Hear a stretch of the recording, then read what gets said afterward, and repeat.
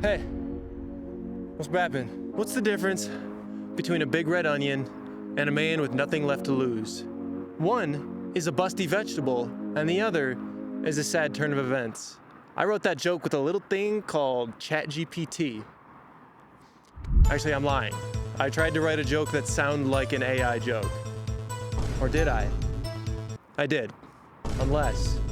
We're living in a digital nightmare hellscape and Mario is there. Our lives are so intertwined with AI, which is mostly a marketing term, and augmented reality, so far to the point that the only way forward is deeper, and the only way out is in a shallow brown box. I usually consider myself to be with it.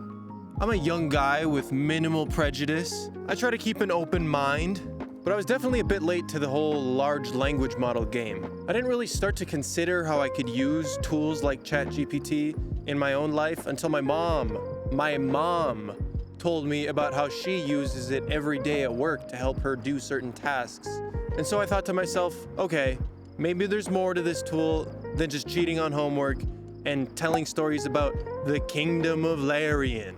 I started to use it for idea generation, taking the lists of thoughts that it would spit out and applying it to my own perspectives and experiences. It sounds like a small contribution, but this is a huge part of the creative process that I'm just offloading onto a computer. I mean, we've been doing this for decades, right? Deferring to digital computation for logic and data processing, that's nothing new. But to leave the process of creating new ideas up to a computer is kind of heavy, right? I don't really know how I feel about it yet, since it's a little bit too early to tell if the overall impact on the creative process on an individual level will be overwhelmingly negative or overwhelmingly positive. Although most of us don't have a chip in our brain that tells us everything we want to know yet, we do have that in our hands. This thing is crazy. It's undeniable that they are extensions of our own brains. We use them to retain memories, access unlimited information, and collect data about the world around us. We were augmenting reality way before Zuck pulled the proverbial plastic wool over our eyes. With these things in our hands comes the potential to access every newly developed AI tool at any time. How much autonomy do we really need? Are there any moral or ethical dilemmas associated with allowing a tool that we created to take over most of our brain's tasks and processing? Well, yes, actually, there are a couple. You see, the way we have AI now, AI, is inherently biased because of the data sets that they're being trained on. If you were to tell an alien to try to learn about humanity based on just the shit that we blasted onto the internet, that nasty three-eyed thing would probably pick up on some surface-level racism and prejudice that we harbor against our own kind.